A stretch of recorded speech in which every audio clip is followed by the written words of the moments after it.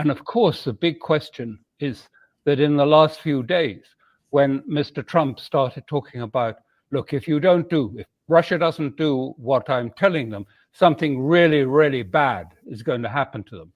And then shortly after that, this happened. Hi, everyone. Judge Andrew Napolitano here for Judging Freedom. Today is Monday, June 2nd, 2025. Alistair Crook will be here with us. Alistair, welcome here, my dear friend. So over the weekend, in what appears to be a well-calculated, well-planned, sophisticated attack, the Ukrainians managed to deliver serious blows to the Russian military as far deep as 2,500 miles into Russia. Apparently, the drones had been smuggled into the country, established by Confederates and set off by remote control. Before you and I begin our chat, Chris found a very excellent BBC summary of what happened. We're going to run that clip now. Chris, cut number 1. Far from Ukraine's borders, an attack of astonishing audacity. Russian strategic bombers picked off one by one by a fleet of drones. Ukraine calling this Operation Spider's Web, personally overseen by President Zelensky. One of Kiev's boldest attacks so far, a reminder, despite Russia's overwhelming strength in numbers, that Ukraine is a resourceful, determined enemy. Sources say this took a year and a half to prepare. Dozens of drones smuggled into Russia, stored on wooden pallets, loaded onto trucks, driven to distant air bases and launched remotely. Swarms of drones picked up on social media from Siberia to the Arctic Circle. At a petrol station north of Irkutsk, a glimpse of the operation in progress. With smoke already rising behind, a drone emerges from the truck and heads off to join the attack. Moments later, another, and gunfire as police officers try to bring it down. Ukraine claims to have done a staggering $7 billion worth of damage and knocked out a third of the planes Russia uses to deliver cruise missiles. We know exactly whom we are dealing with. We will defend ourselves by every means available to us, available to Ukraine, available to Ukrainians. Not for a single moment did we want this war. We offered the Russians a ceasefire. Earlier, a different kind of wreckage, this the Ukrainian city of Zaporizhia, after the country suffered another major drone and missile attack. Elsewhere, 12 Ukrainian soldiers were killed at a training base, the head of Ukraine's land forces tendering his resignation. What chance then for another round of peace talks set to take place in Istanbul? Russian and Ukrainian delegations are expected to be there, but after 24 hours of mayhem, the omens for a breakthrough do not seem good.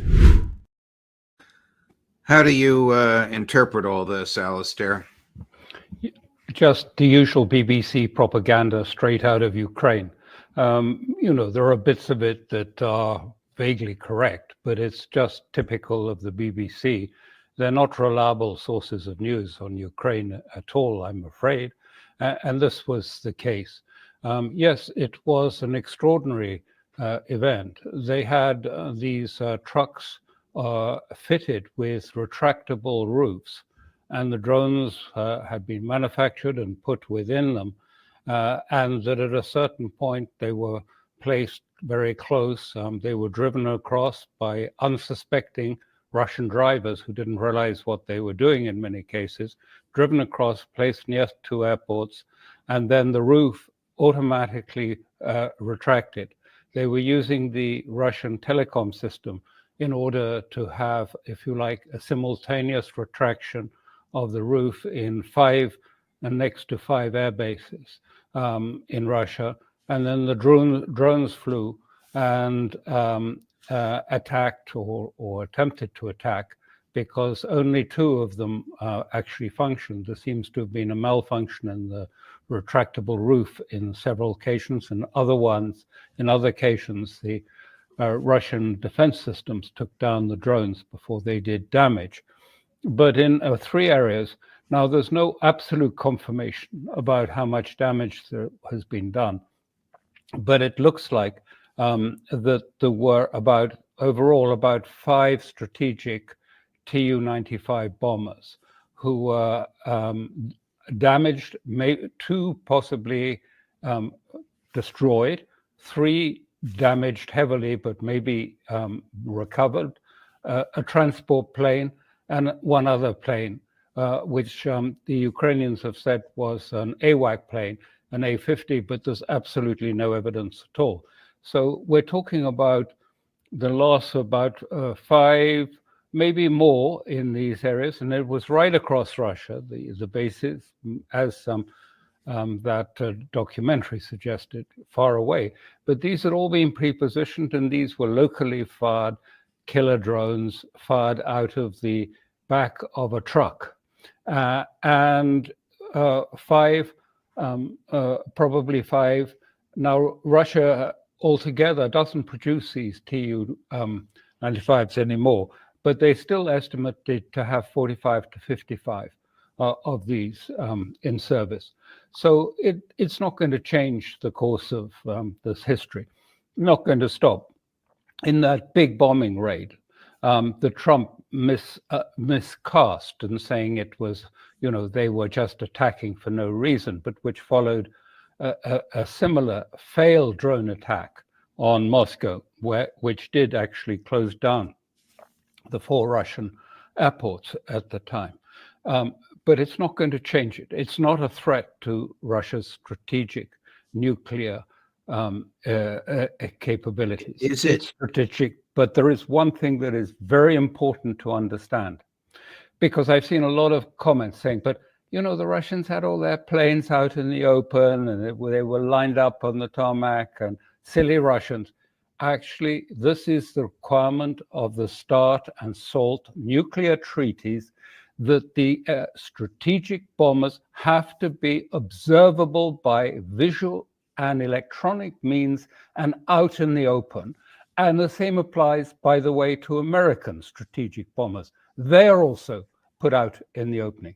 But what this is we're entering a new era of war, because this is somewhat like what we saw with the attack on Hezbollah, using pagers that so damaged, and after which you can't really trust. Are you sure your telephone is safe any longer? And what we are seeing here is several types of what the Ukrainians called asymmetric warfare, but others would call terrorist warfare. There was just recently an assassination of a Russian general. A Russian who was unaware of it came up to him, and he'd been given a package for the general, and it was a bomb, and blew them both up and killed the general. Then we had the bridges which were destroyed at the edge of Bryansk region of Russia, and deliberately blown up so that they fell onto civilian trains, 2 trains with many injured, many injured, and some deaths, that was traveling to Moscow. And now we've had this. But this is really important because, in a sense, this is the strategic nuclear. We're getting to the heart of the thing. Ukraine, supported by its allies in the West, has now bombed directly a part of the strategic deterrence which has got to be visible and out in the open under the treaties. So it's an attack on the main treaties, which are not with Ukraine, but were negotiated by Russia with the United States.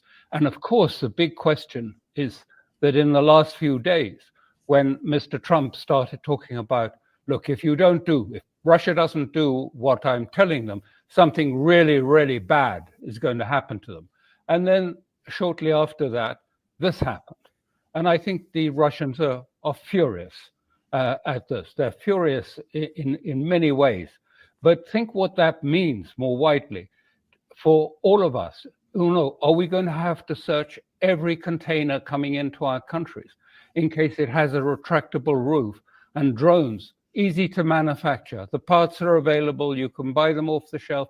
You put them in, and then by remote control, someone fires it at the nuclear strategic deterrent of Russia or the United States or in the other countries. I mean, this is a new form of strategic war, which is highly dangerous for the future.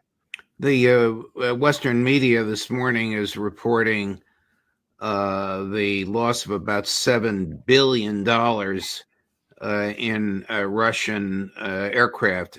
Is that a number you question? Oh, totally. That implies that they destroyed 41 of these Tupolev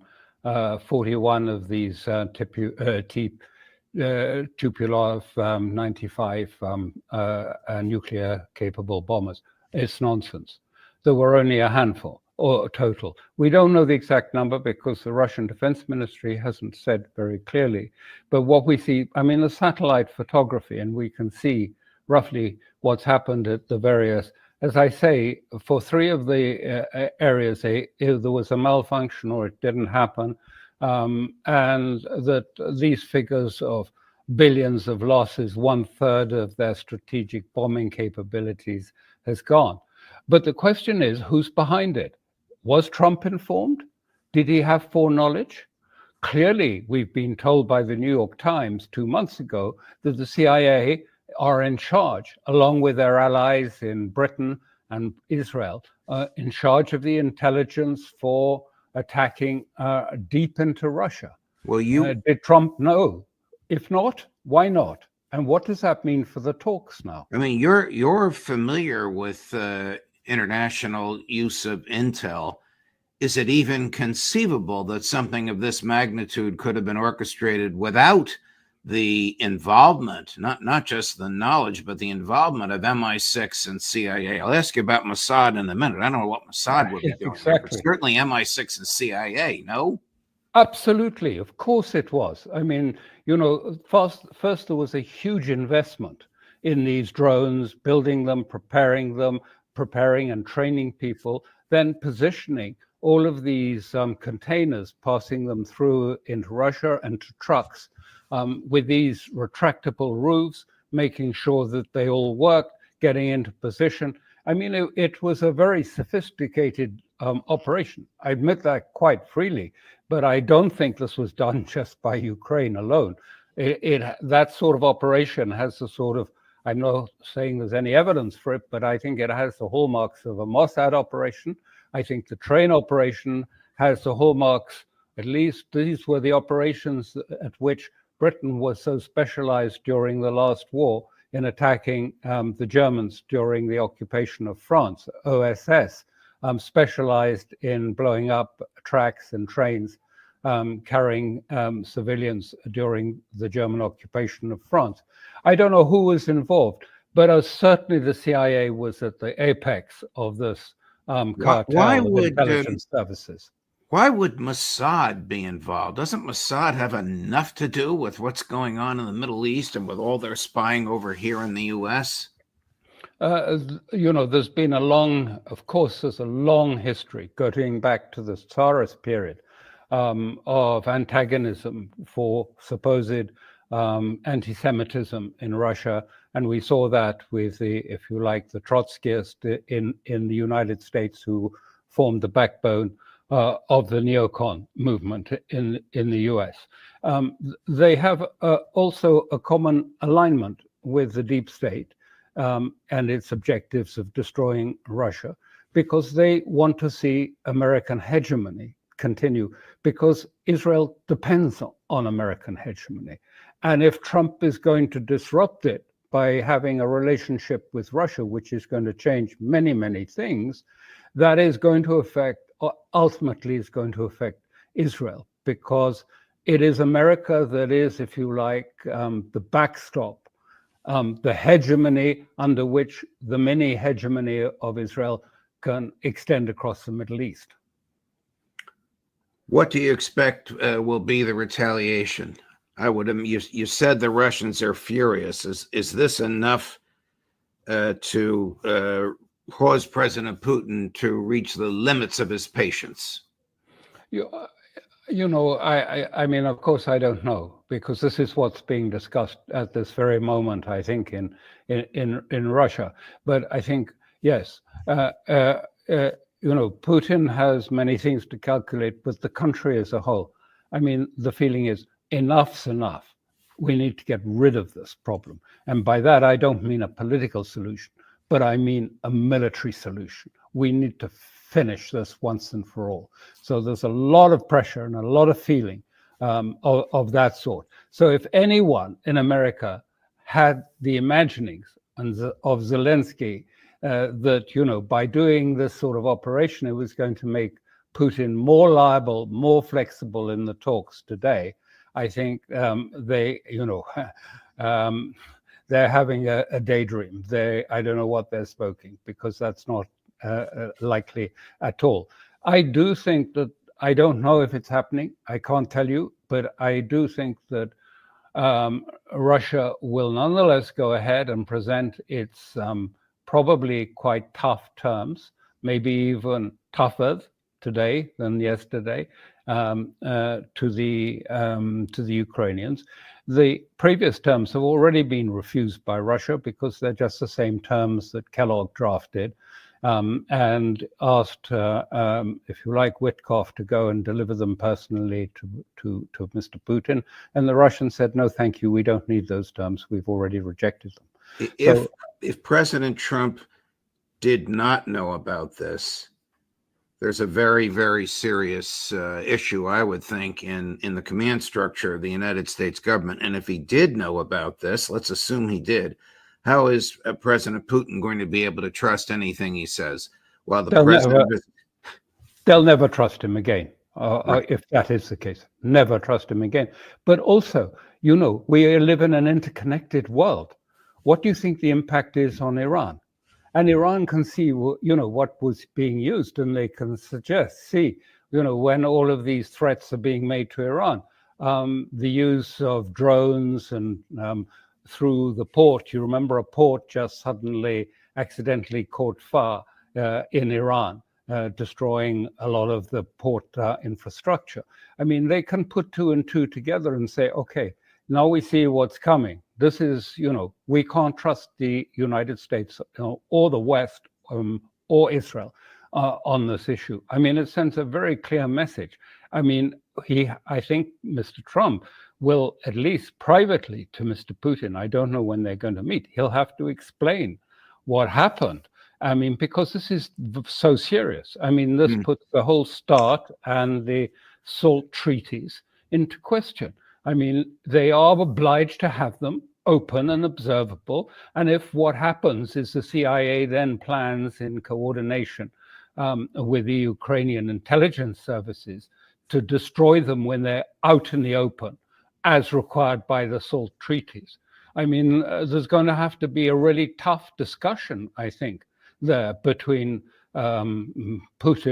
Putin and Mr. Trump, and saying, well, where does this leave us? You said you wanted to deal with a nuclear issue, and instead of which your people, if it's not you, or if you did know, can we have an explanation for why you did this?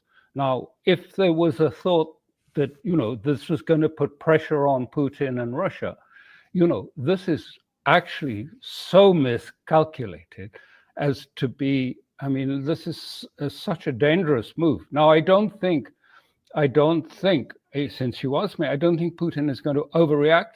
I think there will be a reaction, but I don't think, he knows it's a provocation from those elements, and maybe he calculates, that this is a provocation against those elements within America who may not have told Trump what was coming, other than in the gentlest way, and said, something bad is going to happen to Russia, but didn't spell it out, and didn't spell out the fact that it undermined the whole nuclear agreements between Russia and the United States. I don't know, but I think Russia will take that as a possibility.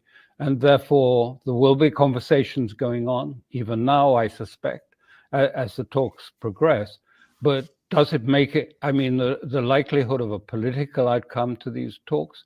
I think the talks will continue. I don't think there's going to be a political outcome. I think there's escalation coming.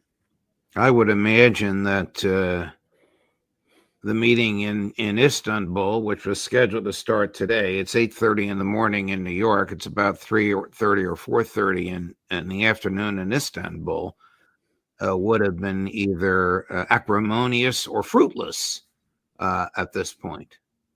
I think that's exactly what we may find. I don't know, I mean, what their tactics are, but certainly I think the Russians will present to Ukrainians terms which the Ukrainians then will say are unacceptable, and they will try and then mount pressure from Europe and in America to counter the Russian proposals.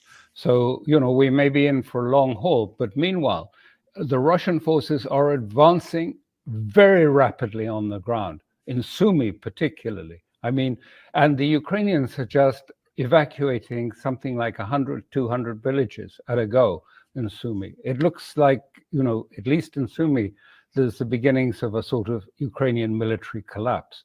So I think there's no doubt that Russia will increase the pressure on the Ukrainians during this time and push towards a collapse of their military.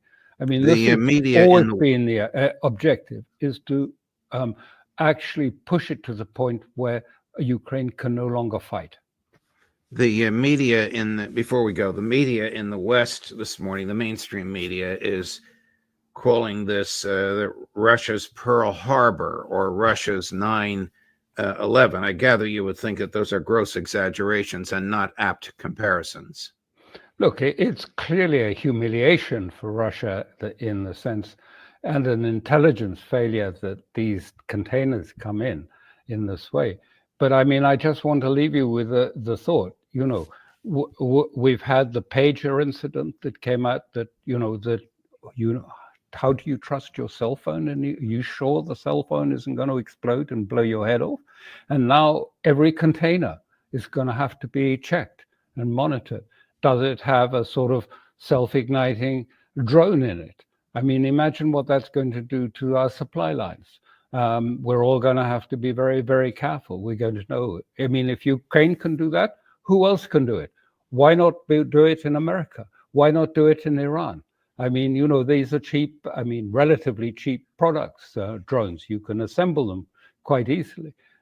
Get a truck to drive in, remove the roof, let it fly, knock out something, assassinate someone.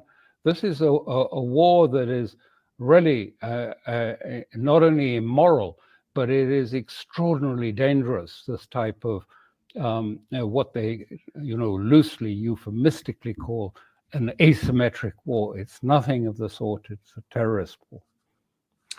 Alistair Crook, thank you very much. Thank you for your very, very astute analysis on these events that are almost literally happening as we speak. All the best. We'll look forward to seeing you next week. Thank you very much, Judge. Thank you.